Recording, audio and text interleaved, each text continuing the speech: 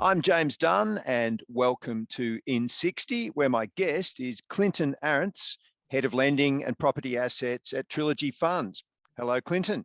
Yeah, hi, James. It's a pleasure to have you on this call, Clinton. Now, what we do with IN60, I'm going to ask you a series of short, sharp questions, where after short, sharp answers as well, you can pass at any time, Clinton, and your time starts now. Have you always been interested in property? Absolutely, yeah, even from a young age, particularly the architecture and the concept of its history. What's the most satisfying part of your role at Trilogy? The amount of people we meet every week, it's a joy to meet the various range of people that we see and help. What's the biggest red flag you can think of that really warns you off an investment? I think ones that are overhyped, James, particularly ones that look like they're too good for perhaps what they are, and just buttoning them down to make sure people have got common sense expectations, I think.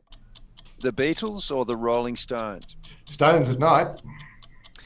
Which property sector looks best to you, Clinton, over the next 5 years, out of residential, retail, office or industrial, or even one of the newer subsectors that have emerged? Lots of new sectors, NDIS being one, obviously, new boarding houses and all sorts of different resi products. But industrial's very strong, James. We see supply chain recovery will feed industrial strength for the next 3 to 5 years.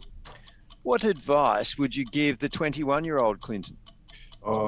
Travel more. When I was younger, definitely get the backpack on, I think. Supercars or Formula One? Always been a V8 man, but I think the F1 is pretty interesting this year, so I'm into F1 big time. Clinton, is the housing boom over? No, it's an adjustment process. It's a healthy adjustment process, I see.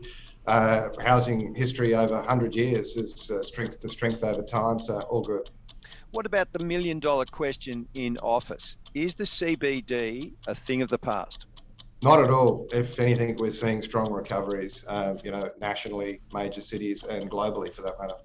What's the biggest surprise that the property markets have ever given you? I keep coming up with new surprises, but I think Don Stammer said once there's always an X factor. So the surprise is it's something new. It's something you can't foresee, for example, COVID. Thanks very much, Clinton. This has been IN60 with Clinton Arentz from Trilogy Funds.